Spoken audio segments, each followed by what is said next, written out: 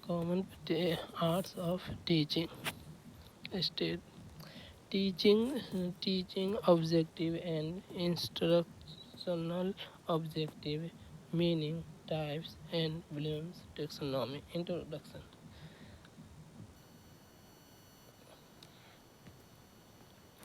शिक्षण का मूल उद्देश्य केवल ज्ञान प्रदान करना नहीं बल्कि विद्यार्थियों को सर्वांगीण होलिस्टिक विकास को सुनिश्चित करना है। शिक्षा शास्त्र में ऑब्जेक्टिव को दिशा दर्शक माना गया है क्योंकि वे शिक्षक को बताते हैं कि क्या सीखना है, कैसे सीखना है और क्यों सीखना है। ऑब्जेक्टिव दो स्तरों पर समझे जाते हैं। टीचिंग ऑब्जेक्टिव व्यापक लक्ष्य और इंस्ट्रक्शनल ऑब्जेक्टिव विशिष्ट और मापनीय लक्ष्य है। यानी इंट्रोडक्शन में क्या है, शिक्षण का मूल उद्देश्य केवल ज्ञान प्रदान, यानी शिक्षक का मूल उद्देश्य सिर्फ ज्ञान प्रदान करना नहीं है, विद्यार्थियों में सर्वांगीण विकास, होलिस्टिक विकास सुनिश्चित करना, यानी कि होलिस्टिक विकास शुरू करना, उसको सोचने समझने पूरा होलिस्टिक विकास सुनिश्चित करना है। शिक्षण शास्त्र में ऑब्जेक्टिव का दिशा दर्शन माना गया है क्योंकि वह शिक्षक को बताता है कि क्या सिखाना है, कैसे सिखाना है, क्यों सिखाना है। इसमें दिशा कि बच्चे को क्या सिखाना है, बच्चे को क्या सिखाना है, सिलेबस के अकॉर्डिंग क्या उसको सिखाना है, कैसे सिखाना है, क्यों सिखाना है। ये होनी चाहिए ना, क्या सिखाना है। मान के चलिए अगर हम बच्चे को सिलेबस के अकॉर्डिंग, अगर 9th में पढ़ रहा है तो 9th के सिलेबस के हिसाब से उसको पढ़ाएंगे। उसको कैसे पढ़ाएंगे कि जो उसको समझ में आ जाएंगे, और क्यों सिखाएंगे, यानी कि इसका पर्पस होगा कि वो एग्ज़ाम देगा तो एग्ज़ाम में वो पास कर जाएगा, सीखा रहेगा। तो ऑब्जेक्टिव के दो स्तर पर समझे जाते हैं। टीचिंग ऑब्जेक्टिव व्यापक लक्ष्य और इंस्ट्रक्शनल ऑब्जेक्टिव विशिष्ट और मापनीय लक्ष्य। तो हम लोग आगे पढ़ेंगे meaning of teaching objective. Teaching objective वे ब्रॉड एंड जनरल गोल्स हैं जिन्हें शिक्षा व्यवस्था या शिक्षक दीर्घकालिक रूप में प्राप्त करना चाहता है। यह national education policy (NEP) curriculum framework और एजुकेशनल फिलॉसफी से जुड़े हैं।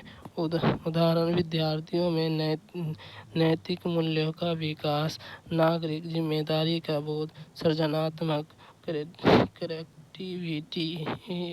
क्रिएटिविटी को बढ़ावा देना। यानी टीचिंग ऑब्जेक्टिव ब्रॉड एवं जनरल गोल्स है जिन्हें शिक्षण व्यवस्था के शिक्षण दीर्घकालीन रूप से प्राप्त करना चाहिए। यानी कि टीचिंग ऑब्जेक्टिव क्या है, ब्रॉड यानी कि बहुत बड़े पैमाने पर होता है, और इसका जनरल गोल्स होता है, इसका कुछ गोल होता है। ये national education policy (NEP) curriculum framework education philosophy से भी जुड़ा हुआ। उदाहरण विद्यार्थियों में नैतिक मूल्य विकास, नागरिक जिम्मेदारी का बोध, सृजनात्मक, यानी कि बच्चे को अगर हम पढ़ा रहे हैं तो उसको समाज में किस तरह रहना है, क्या करना है, ये सामाजिक जिम्मेदारी, अच्छा नागरिक होने के बारे में उसे एहसास दिलाएंगे, उसको समझाएंगे। Meaning of instructional objective. Instructional objective specific short term है। यह मेजरेबल लर्निंग आउटकम है जिन्हें किसी लेसन, यूनिट या कोर्स के अंत में प्राप्त करना अपेक्षित होता है। यह सीधे छात्र की लर्निंग परफॉर्मेंस पर केंद्रित होते हैं। उदाहरण विद्यार्थियों को द्विघात समीकरण को हल करने की 3 विधियां समझा सके।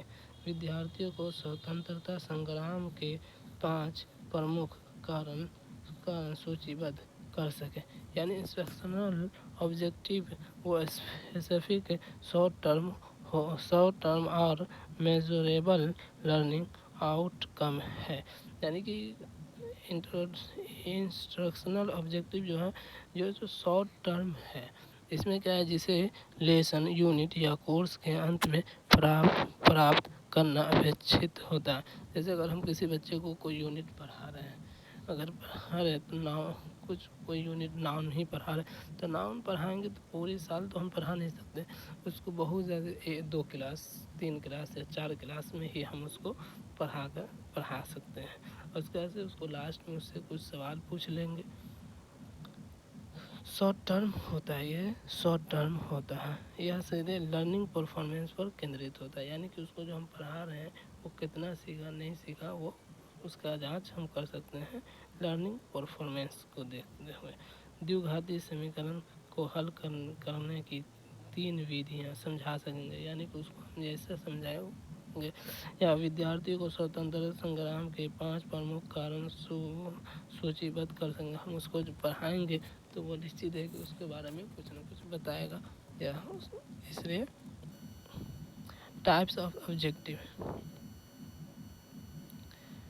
Teaching objective general AIIMS knowledge related, विद्यार्थियों को विषय का बुनियादी ज्ञान दिलाना। स्किल रिलेटेड, समस्या समाधान, प्रयोगात्मक और व्यवहारिक कौशल विकसित करना। एटीट्यूड रिलेटेड, मूल्य दृष्टि और व्यवहार में सुधार करना। नॉलेज रिलेटेड, विद्यार्थियों को विषय का बुनियादी ज्ञान दिलाना। नॉलेज के अकॉर्डिंग बच्चे को बुनियादी ज्ञान दिलाना। स्किल रिलेटेड, समस्या समाधान, प्रयोगात्मक और व्यवहारिक कौशल में विकास करना।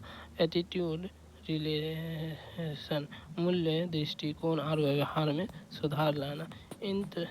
Instructional objective specific, knowledge cognitive development, skill psychomotor domains, attitude affective domains. यानी कि नॉलेज कॉग्निटिव डोमेन्स, याद करना, समझना, लागू करना। इसको याद करना ये यानी दिमाग के ज़रिए होता है। याद करना, समझना या लागू करना नॉलेज कॉग्निटिव डोमेन्स होता है। इसकी स्किल परफॉर्मेंस जी साइकोमोटर डोमेन्स, प्रयोग करना, मॉडल बनाना, प्रस्तुति देना। यानी कि ये हाथ से, यानी कि मॉडल बनाएंगे या प्रयोग करके बताएंगे तो हाथ से।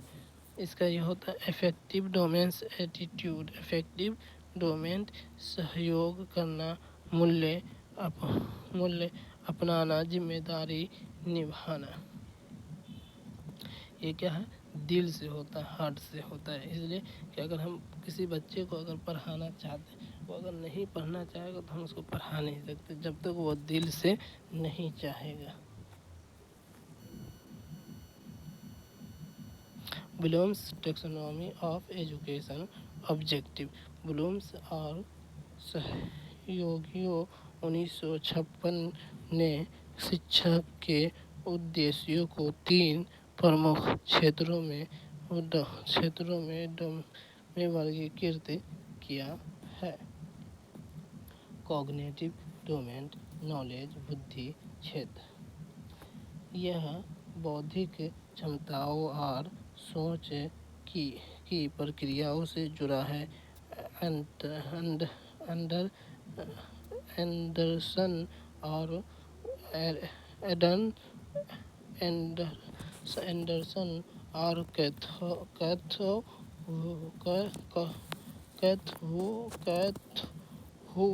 2001 ने इसे रिवाइज प्रारूप प्रस्तुत किया था। ब्लूम्स टैक्सोनॉमी जो है इसको क्या था, रिवाइज ब्लूम्स टैक्सोनॉमी के इसको सिद्धांत को ये रिवाइज किया था दिया था एंडरसन और कैथोवेल ने 2011 में। ब्लूम्स टैक्सोनॉमी ब्लूम्स जो है 1965 में, जो अभी जो है वो 6 है। कॉग्निटिव डेवलपमेंट, नॉलेज, रिमेम्बरिंग, स्मरण, तथ्य, सूत्र, याद रखना, अंडरस्टैंडिंग, समझना, व्याख्या करना, सारांश देना, अप्लाइंग, प्रयोग करना, सीखे हुए ज्ञान को नई स्थिति में लागू करना, एनालाइजिंग, विश्लेषण करना, किसी अवधारणा को भागों में तोड़कर संबंधों को समझना, इवेलुएटिंग, मूल्यांकन करना, तर्कों या परिणामों की समीक्षा करना, क्रिएटिंग, सर्जन करना, नई योजना, मॉडल या रचना तैयार करना। ये तो नया जो 2011 में है। अगर 1956 का देखा जाए तो जिसे हम रिमेम्बरिंग कहते हैं, उसको नॉलेज बोलेंगे। अंडरस्टैंडिंग को क्या बोलते हैं? कम्प्रिहेंशन। अंडरस्टैंडिंग को क्या बोला गया था? कम्प्रिहेंशन। तीसरा अप्लाइज, यानी कि पहले जो था नाउन फॉर्मेशन, नाउन फॉर्म में था, अभी वर्ब फॉर्म में। और इस यहाँ पर बदल दिया एवल्यूएशन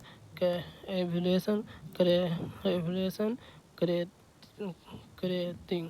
तो क्रिएटिंग 1956 वाले में क्रिएटिंग ऊपर है, जिसको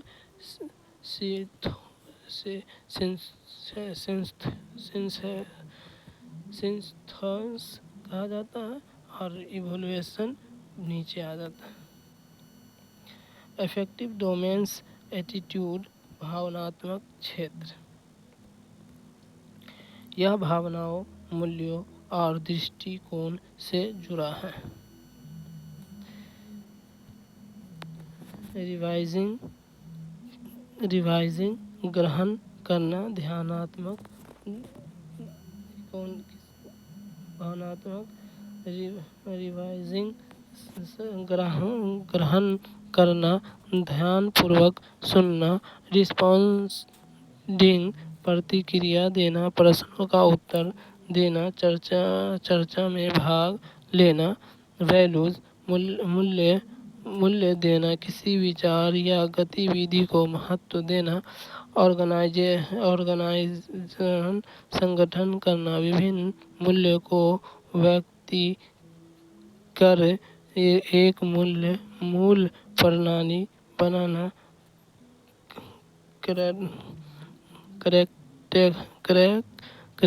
करेक्टराइजेशन,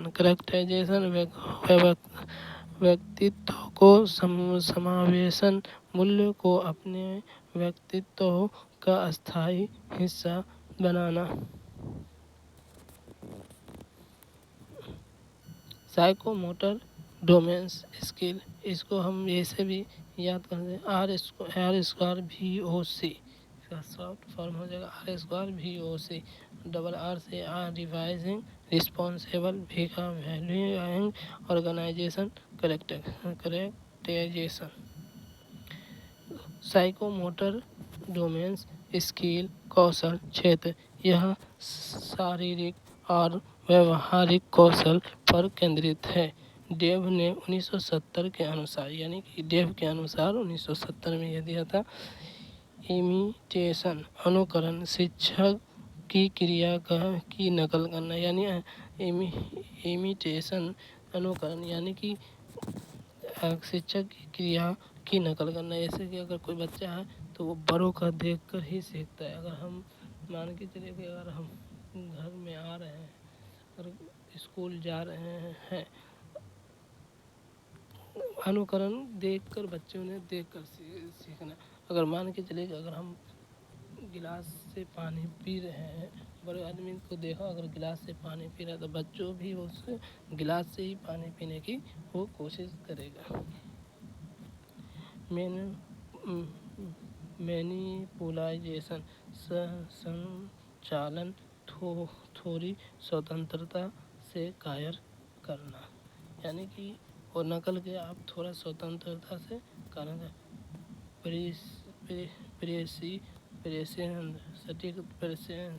सटीकता, कार्य को सटीकता और दक्षता से करना, यानी कि जो वो कार्य कर रहा है वो अच्छा है। आर्टिकुलेशन विभिन्न कौशल का समन्वय उपयोग करना। नेचुरलाइजेशन, स्वाभाविकता, कार्य को सहज और स्वचालित रूप से करना। इस साइकोमोटर स्किल को हमेशा सिग्निफिकेशन ऑफ ब्लूम्स टैक्सोनॉमी, उद्देश्य को स्पष्ट और मापनीय रूप से परिभाषित करने में मदद करता है। लेसन प्लान और करिकुलम ड्रेसिंग को साइंटिफिक बनाता है, साइंटिफिक बनाता है। टीचिंग लर्निंग प्रोसेस को लर्नर सेंटर बनाता है। इवैल्यूएशन और असेसमेंट को लर्निंग आउटकम्स के अनुरूप करता है।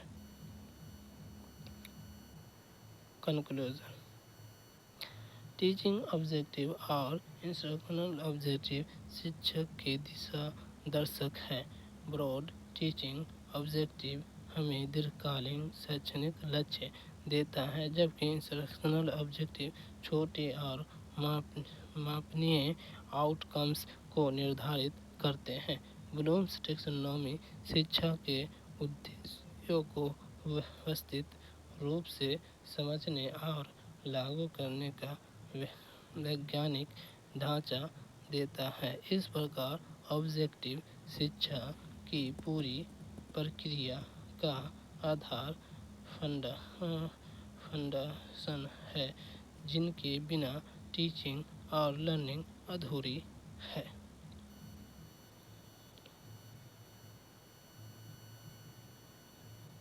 इससे कुछ क्वेश्चन करें। टीचिंग ऑब्जेक्टिव और इंस्ट्रक्शनल ऑब्जेक्टिव में मुख्य अंतर क्या है? दोनों एक जैसे हैं। टीचिंग ऑब्जेक्टिव ब्रॉड और लॉन्ग टर्म होते हैं। इंस्ट्रक्शनल ऑब्जेक्टिव स्पेसिफिक और मेजरेबल होते हैं। इंस्ट्रक्शनल ऑब्जेक्टिव ब्रॉड होते हैं। टीचिंग ऑब्जेक्टिव केवल स्किल पर केंद्रित है। टीचिंग ऑब्जेक्टिव और इंस्ट्रक्शनल ऑब्जेक्टिव में मुख्य अंतर क्या है? टीचिंग ऑब्जेक्टिव ब्रॉड और लॉन्ग टर्म होते हैं। इंस्ट्रक्शनल ऑब्जेक्टिव स्पेसिफिक और मेजरेबल होते हैं, शॉर्ट टर्म। इसका एक्सप्लेनेशन हो गया। टीचिंग ऑब्जेक्टिव सामान्य और दीर्घकालीन गोल्स होते हैं, जैसे स्टूडेंट्स में क्रिएटिविटी और वैल्यूज विकसित करना। इंस्ट्रक्शनल ऑब्जेक्टिव शॉर्ट टर्म और मेजरेबल होते हैं, जिसे विद्यार्थी कोऑर्डिनेशन इक्वेशन हल कर सकते हैं या स्टूडेंट्स की परफॉर्मेंस पर डायरेक्ट फोकस करते हैं। इंस्ट्रक्शनल ऑब्जेक्टिव किस पर केंद्रित होते हैं? टीचर की कन्वर्जेशन पर, स्टूडेंट्स की लर्निंग परफॉर्मेंस पर, करिकुलम केवल स्कूल लेवल। इंस्ट्रक्शनल ऑब्जेक्टिव किस पर केंद्रित होता है? स्टूडेंट की लर्निंग परफॉर्मेंस पर। Example, instructional objective directly learner centre होते हैं या मेजरेबल आउटकम निर्धारित करते हैं कि किसी लेसन या यूनिट के अंत में स्टूडेंट्स क्या सीख पाए।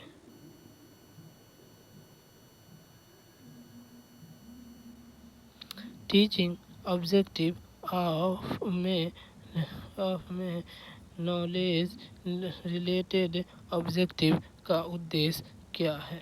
केवल वैल्यू डेवलप करना, स्टूडेंट्स के विषय का बुनियादी ज्ञान प्रदान करना, केवल स्किल सीखना, केवल असेसमेंट करना। टीचिंग ऑब्जेक्टिव में नॉलेज रिलेटेड ऑब्जेक्टिव का उद्देश्य क्या है? स्टूडेंट में विषय का बुनियादी ज्ञान प्रदान करना। Explanation. Knowledge related teaching objective का उद्देश्य स्टूडेंट को सब्जेक्ट का बेसिक नॉलेज और कॉन्सेप्चुअल अंडरस्टैंडिंग दोनों देना है, जो फ्यूचर स्किल और एटीट्यूड डेवलपमेंट का आधार बनता है। ब्लूम्स टैक्सोनॉमी के कॉग्निटिव डोमेन्स में एनालाइजिंग का अर्थ क्या है? केवल याद करना, किसी अवधारणा को भागों में तोड़कर संबोधों को समझना, केवल परिणाम निकालना, केवल व्याख्या करना। ब्लूम्स टैक्सोनॉमी के कॉग्निटिव डोमेन्स में एनालाइजिंग का अर्थ क्या है? किसी अवधारणा को भागों में तोड़कर संबोधों को समझना। एक्सप्लेनेशन। एनालाइजिंग स्टेज में लर्नर किसी कॉन्सेप्ट या आइडिया को कंपोनेंट्स में विभाजित करता है और उनके बीच रिलेशनशिप और स्ट्रक्चर को समझता है। यह हायर ऑर्डर थिंकिंग स्किल का हिस्सा है। कॉग्निटिव डोमेन्स के रिवाइज्ड वर्जन को किसने प्रस्तुत किया? ब्लूम्स, एंडरसन और कर्थवेल, डेव स्किनर। कॉग्निटिव डोमेन्स में रिवाइज्ड वर्जन को किसने प्रस्तुत किया? एंडरसन और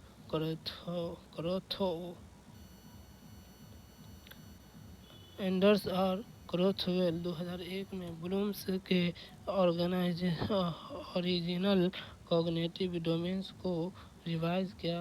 इसने टैक्सोनॉमी को मॉडल क्लासरूम और लर्निंग सेंट्रल एजुकेशन को अनुसार अपडेट किया।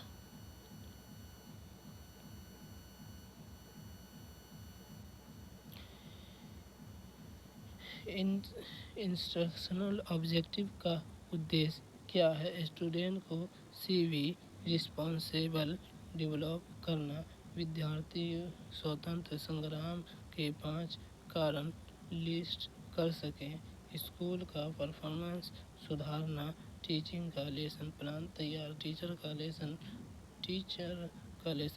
तैयार करना।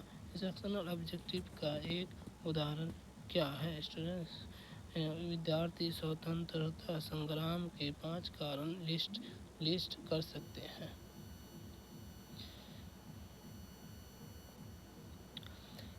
इंस्ट्रक्शनल ऑब्जेक्टिव स्पेसिफिक और मेजरेबल होते हैं। विद्यार्थी स्वतंत्रता संग्राम के 5 कारण सूचीबद्ध कर सकते हैं। डायरेक्टली स्टूडेंट की लर्निंग आउटकम्स को एसेस करता है। अफेक्टिव डोमेन्स में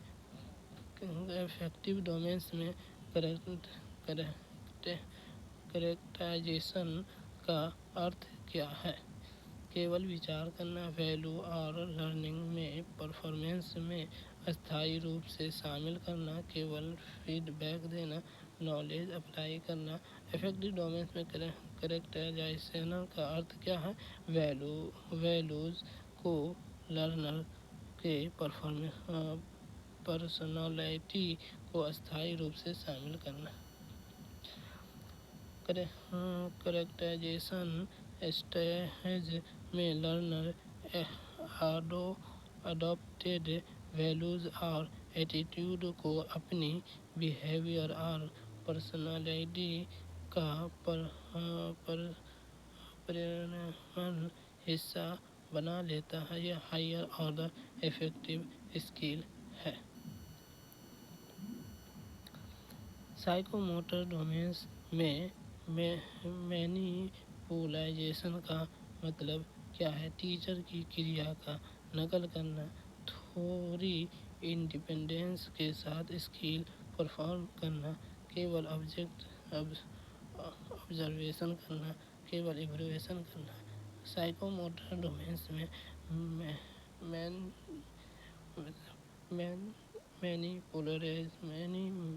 मैनिपुलेशन का मतलब क्या है? थोड़ा इंडिपेंडेंस के साथ स्किल परफॉर्मेंस करना। मैनिपुलेशन स्टेज में लर्निंग पार्टियली इंडिपेंडेंस होकर स्किल में एक्सकर्ट करता है। यह इमिटेशन के बाद आता है और लर्नर को सेल्फ रिलिएंट बनाता है। ब्लूम्स टैक्सोनॉमी के कौन से डोमेन्स में कोलैबोरेशन और रिस्पॉन्सिबिलिटी शामिल है? Cognitive, affective, psychomotor, non. यानी ब्लूम्स टैक्सोनॉमी के कौन से डोमेन्स में कोलैबोरेशन और रिस्पॉन्सिबिलिटी शामिल है?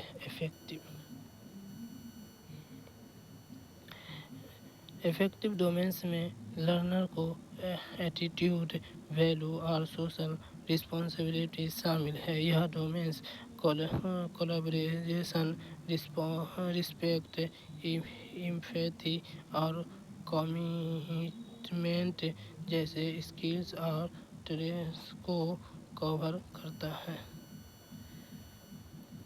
टीचिंग ऑब्जेक्टिव एटीट्यूड रिलेटेड क्यों महत्व है?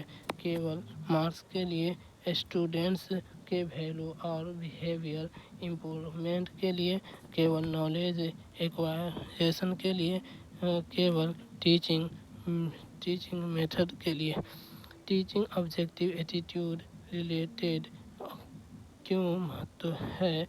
स्टूडेंट्स के वैल्यू और बिहेवियर इम्प्रूवमेंट के लिए।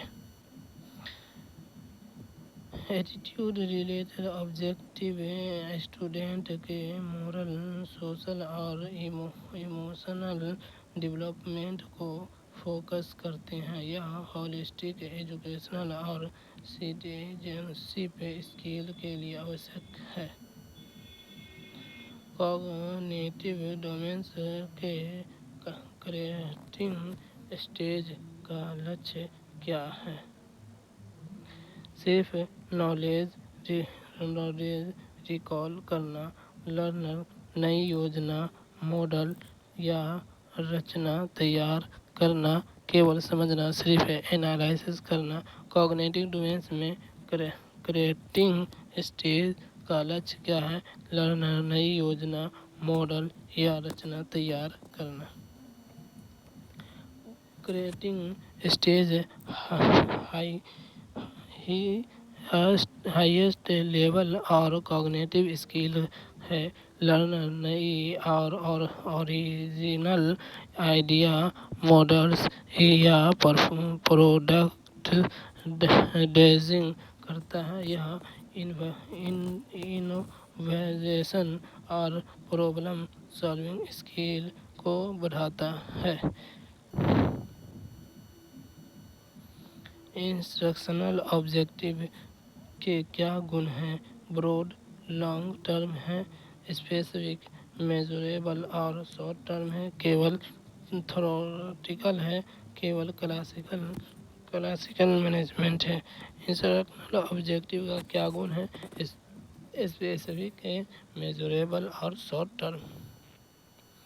इंस्ट्रक्शनल ऑब्जेक्टिव हमेशा स्पेसिफिक और मेजरेबल होता है ताकि टीचर और स्टूडेंट यह जान सके कि एक्सप्रेशन लर्निंग आउटकम क्या यह लेसन या यूनिट के अंत में अटेन किया जा सकता है।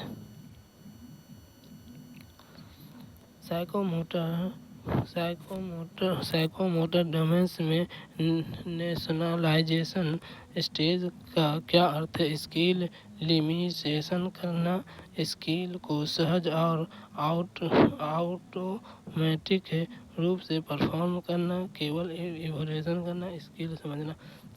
साइकोमोटर डोमेन्स में नेचुरलाइजेशन स्टेज का अर्थ है स्किल में सहज और ऑटोमेटिक रूप से परफॉर्म करना।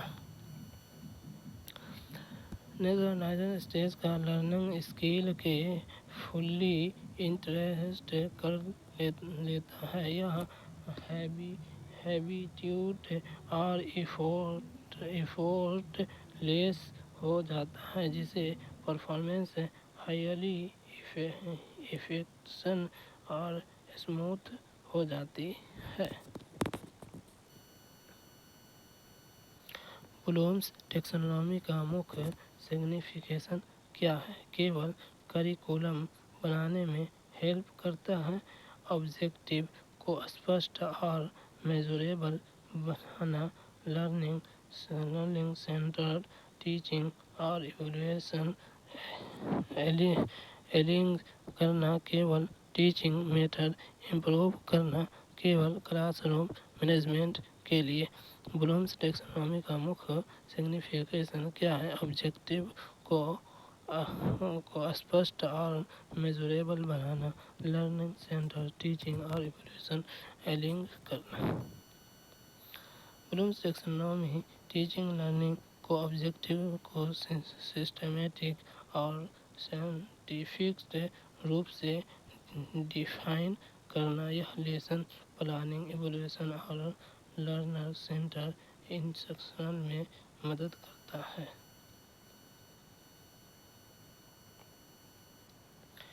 टीचिंग ऑब्जेक्टिव को एग्जाम्पल कौन से हैं?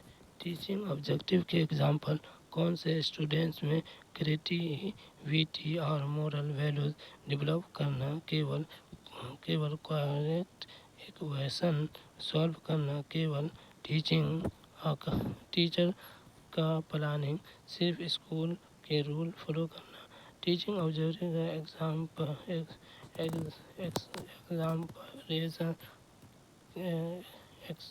एग्जाम्पल्स कौन से हैं? स्टूडेंट में क्रिएटिविटी और मोरल वैल्यूज डेवलप करना है।